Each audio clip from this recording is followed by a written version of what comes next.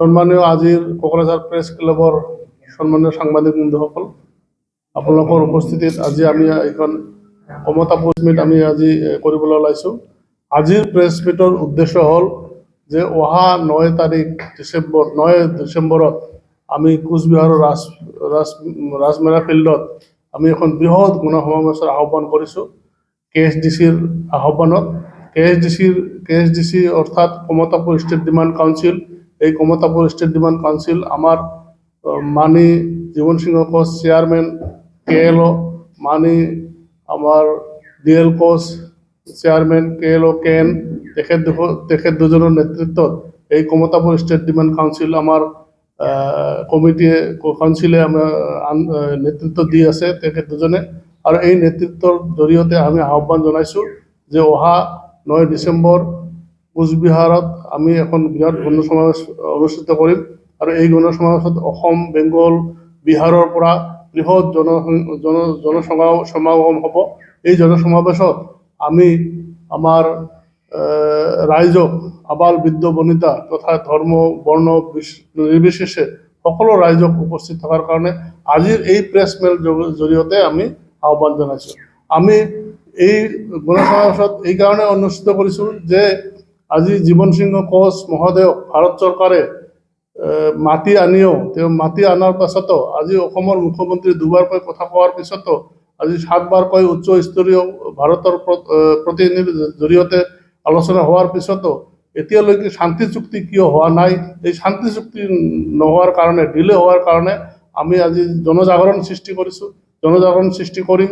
আৰু ইয়াৰ জৰিয়তে আমি ভাৰত চৰকাৰক প্ৰত্যুত্তৰ দিম যে আমাৰ এই মানে জীবন সিংহ কোচ আৰু DL কোচৰ লগত শান্তি চুক্তি অতি ত্বৰান্বিতভাৱে সমাধান কৰিব লাগে, শান্তি চুক্তি কৰিব লাগে।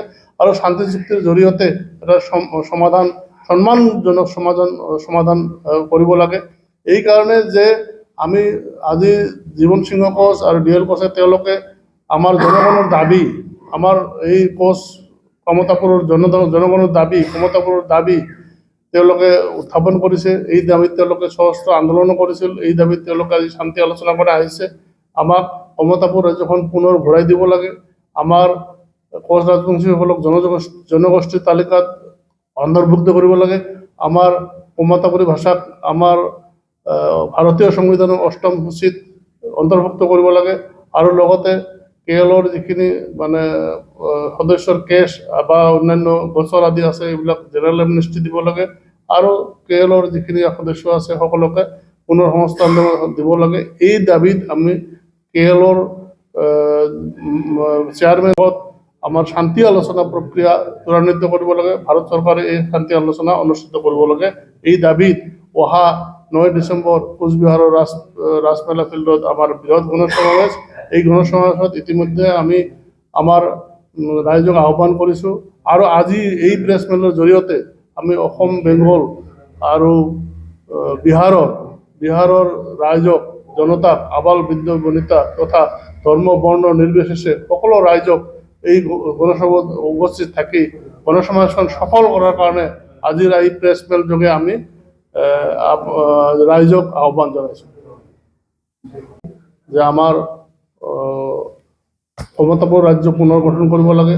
আমাৰ কোচ ৰাজবংশী জনগোষ্ঠীক জনজাতিৰ তালিকাত অন্তৰ্ভুক্ত কৰিব লাগে। আমাৰ 8ম অনুসূচীত আমাৰ কমতাপুৰী ভাষাক স্বীকৃতি দিব লাগে। আৰু লগতে আমাৰ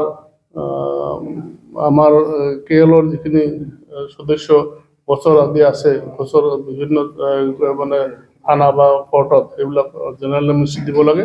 আৰু লগতে আমাৰ KLOৰ সদস্যসকলক পুনৰ সংস্থান দিব লাগে। এইখিনি দাবী লৈ অহা 9 তাৰিখে আমি বৃহৎ গণসমাৱেশ আমি অনুষ্ঠিত কৰিম। আৰু তাৰ বাবে আমি ৰাইজক আহ্বান কৰাৰ কাৰণে আপোনালোকৰ প্ৰেছৰ জৰিয়তে এই প্ৰেছ মেলৰ জৰিয়তে আমি ৰাইজক আহ্বান জনাইছোঁ।